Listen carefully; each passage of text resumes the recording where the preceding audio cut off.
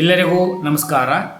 ಆತ್ಮೀಯ ಶಿಕ್ಷಣಾರ್ಥಿಗಳೇ, ಸ್ಪರ್ಧಾಕಾಂಕ್ಷಿಗಳೇ ಹಾಗೂ ನನ್ನ ನೆಚ್ಚಿನ ವಿದ್ಯಾರ್ಥಿಗಳೇ, ನಿಮ್ಮೊಂದಿಗೆ ನಾನು ಹಂಚಿಕೊಳ್ಳಲಿರುವ ವಿಷಯ ವಸ್ತು ಸರ್ವೋಚ್ಚ ನ್ಯಾಯಾಲಯ, ಸುಪ್ರೀಂ ಕೋರ್ಟ್ ಆಫ್ ಇಂಡಿಯಾ. 9ನೇ ಕ್ಲಾಸ್ನಲ್ಲಿ ಬರುತ್ತೆ, 7ನೇ ಕ್ಲಾಸಲ್ಲಿ ಬರುತ್ತೆ, ಡಿಗ್ರಿಯಲ್ಲಿ ಬರುತ್ತೆ, PUCಗಳಲ್ಲಿ ಬರುತ್ತೆ. ಒಟ್ಟು ಈ ವಿಷಯವನ್ನು ನಾವು ಮಂದಟ್ಟು ಮಾಡಿ ಇಟ್ಕೊಂಡಿರಬೇಕು, ಉತ್ತಮ. ಭಾರತದ ಸಂವಿಧಾನದ ಅಡಿಯಲ್ಲಿ ಸರ್ವೋಚ್ಚ ನ್ಯಾಯಾಲಯವು ಜನವರಿ 28, 1950ರಂದು ಅಸ್ತಿತ್ವಕ್ಕೆ ಬಂದಿತು. ಇದನ್ನು ಕಲ್ಕತ್ತಾದಲ್ಲಿದ್ದ ಫೆಡರಲ್ ಕೋರ್ಟ್ ಆಫ್ ಇಂಡಿಯಾವನ್ನು ಬದಲಾಯಿಸಿತು. ಸಂವಿಧಾನದ 5ನೇ ಭಾಗ ಅಡಿಯಲ್ಲಿ 4ನೇ ಅಧ್ಯಾಯದ ಜೊತೆ ಇದು ಗುರುತಿಸಿಕೊಂಡಿದೆ.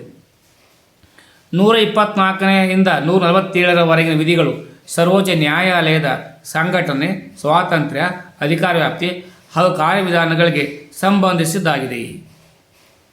ರಚನೆ ಮತ್ತು ನ್ಯಾಯಾಧೀಶರ ಸಂಖ್ಯೆ ನೋಡ್ಕೊಂಡು ಬರುವ 124ನೇ ವಿಧಿಯಂತೆ ಮೇ 26ರಲ್ಲಿ ಕೇಂದ್ರ ಸರ್ಕಾರ ಜಾರಿಗೆ ತಂದು ತಿದ್ದುಪಡಿ ಸುಗ್ರೀವಾಜ್ಞೆ court of judges amendment ordinance 2026 ಪ್ರಕಾರ ಸರ್ವೋಚ್ಚ ನ್ಯಾಯಾಲಯದ ಒಟ್ಟು ನ್ಯಾಯಾಧೀಶರ ಸಂಖ್ಯೆಯನ್ನು 34ರಿಂದ 38ಕ್ಕೆ ಹೆಚ್ಚಿಸಲಾಗಿದೆ. ಅದರಲ್ಲಿ ಒಬ್ಬ ಮುಖ್ಯ ನ್ಯಾಯಾಧೀಶರಿರ್ತಾರೆ, ಅವರಿನ CJI ಅಂತ ಕರಿತೇವೆ. ಇಲ್ಲಿ 37 ಇತರ ನ್ಯಾಯಾಧೀಶರಿರ್ತಾರೆ. ಆರಂಭಿಕ ಸಂಖ್ಯೆ 1950ರಲ್ಲಿ ಕೇವಲ 8 ಜನ ಇದ್ದರು. ಒಬ್ಬ CJI ಸೇರಿ 7 ಜನ ಆದರು. ಈಗ ನ್ಯಾಯಾಧೀಶರ ಸಂಖ್ಯೆಯನ್ನು ಹೆಚ್ಚಿಸುವ ಅಧಿಕಾರ ಕೇವಲ ಸಂಸತ್ತಿಗೆ ಮಾತ್ರ ಇರುತ್ತದೆ. ಅರ್ಹತೆಗಳು ಮತ್ತು ನೇಮಕಾತಿ. 124ನೇ 3ನೇ ವಿಧಿ ಪ್ರಕಾರ ಭಾರತದ ಪ್ರಜೆಯಾಗಿರಬೇಕು ಮತ್ತು ಕೆಳಗಿನ ಯಾವುದಾದರೂ ಒಂದು ಅರ್ಹತೆಯನ್ನು ಹೊಂದಿರಬೇಕು. ಕನಿಷ್ಠ 5 ವರ್ಷಗಳ ಕಾಲ ಯಾವುದಾದರೂ ಒಂದು ಅಥವಾ 2 ಹೈಕೋರ್ಟ್ಗಳಲ್ಲಿ ನ್ಯಾಯಾಧೀಶರಾಗಿ ಸೇವೆ ಸಲ್ಲಿಸಿದವರಾಗಿರಬೇಕು, ಅಥವಾ ಕನಿಷ್ಠ 10 ವರ್ಷಗಳ ಕಾಲ ಹೈಕೋರ್ಟ್ನಲ್ಲಿ ವಕೀಲರಾಗಿ ಸೇವೆ ಸಲ್ಲಿಸಿರಬೇಕು, ಅಥವಾ ರಾಷ್ಟ್ರಪತಿಗಳ ಅಭಿಪ್ರಾಯದಲ್ಲಿ ಅವರು ಪ್ರಖ್ಯಾತ ನ್ಯಾಯಶಾಸ್ತ್ರಜ್ಞರಾಗಿರಬೇಕು. ಸಂವಿಧಾನ ಸರ್ವೋಚ್ಚ ನ್ಯಾಯಾಲಯದ ನ್ಯಾಯಾಧೀಶರಾಗಲು ಯಾವುದೇ ಕನಿಷ್ಠ ಮಿತಿಯನ್ನು ಇಲ್ಲಿ ನಿಗದಿಪಡಿಸಲಿ ಎಂಬುದನ್ನು ಗಮನಹರಿಸಬೇಕಾದ ಮಾಹಿತಿ. ಈಗ ಇವರು ಅಧಿಕಾರಾವಧಿ ಮತ್ತು ವಜಾ ಯಾವ ರೀತಿ ಮಾಡ್ತಾರೆ ಅಂತೇಳಿ 124 2ನೇ ವಿಧಿಯ ಪ್ರಕಾರ ನ್ಯಾಯಾಧೀಶರ ಗರಿಷ್ಠ 65 ವರ್ಷದವರೆಗೆ ಅಧಿಕಾರದಲ್ಲಿ ಮುಂದುವರಿಯಬಹುದು. ತಮ್ಮ ರಾಜೀನಾಮೆ ಪತ್ರವನ್ನು ನೇರವಾಗಿ ರಾಷ್ಟ್ರಪತಿಗಳಿಗೆ ಸಲ್ಲಿಸಬೇಕು. 124 4ನೇ ವಿಧಿಯ ಪ್ರಕಾರ ಸಂಸತ್ತಿನ ಉಭಯ ಸದನಗಳಲ್ಲಿ ಅಂದರೆ ಲೋಕಸಭೆ, ರಾಜ್ಯಸಭೆ ಹಾಜರಿದ್ದ ಮತ ಚಲಾಯಿಸುವ ಕನಿಷ್ಠ 3/2 ಬಹುಮತದೊಂದಿಗೆ ಅಂಗೀಕರಿಸಿದ ನಿರ್ಣಯದ ಆಧಾರದ ಮೇಲೆ ರಾಷ್ಟ್ರಪತಿಗಳು ಇವರನ್ನು ವಜಾಗೊಳಿಸಬಹುದು.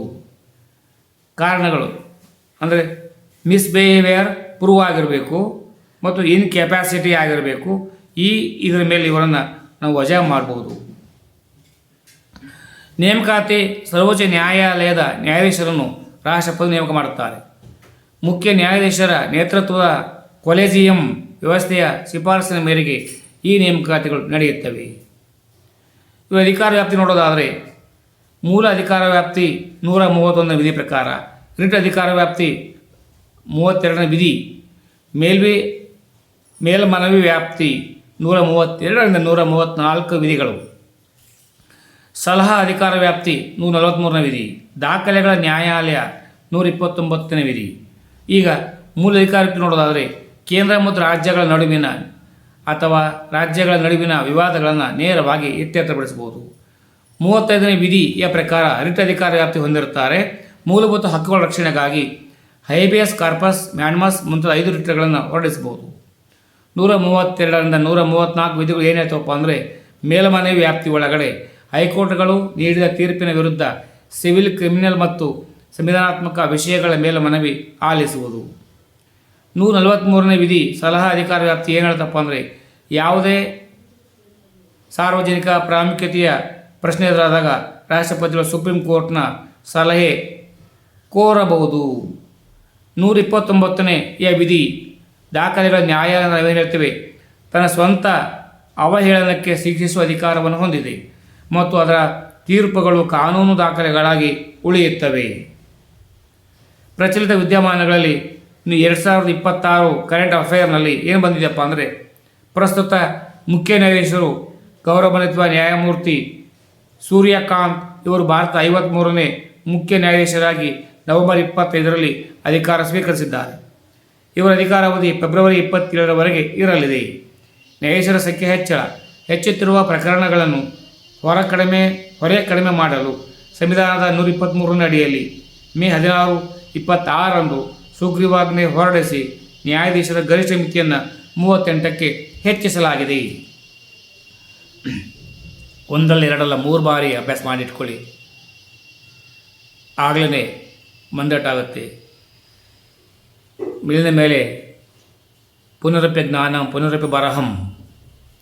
ಓದಬೇಕು, ಬರಿಬೇಕು, ಬರಿಬೇಕು, ಓದಬೇಕು, ಓದಬೇಕು, ಬರಿಬೇಕು. ಹೀಗೆ ಬರಹ ಓದು ಮಾಡ್ತಾ ಹೋದರೆ ಅದು ನಮ್ಮೊಳಗೆ ಲೀನವಾಗಿ ಹೋಗ್ಬಿಡ್ತದೆ. ಯಾವುದೇ ಕಾರಣಕ್ಕೂ ಯಾವ ಕಾಲಕ್ಕೂ ಮರಲಿಕ್ಕೆ ಸಾಧ್ಯವಿಲ್ಲ. ನಿಮ್ಮೆಲ್ಲರಿಗೂ ಯಶಸ್ಸು ಸಿಗಲಿ. ಸರ್ವೇ ಜನೋ ಸುಖಿನೋ ಭವಂತು. ಜೈ ಹಿಂದ್, ಜೈ ಕರ್ನಾಟಕ, ಜೈ ಭಾರತ್ ಮಾತೆ.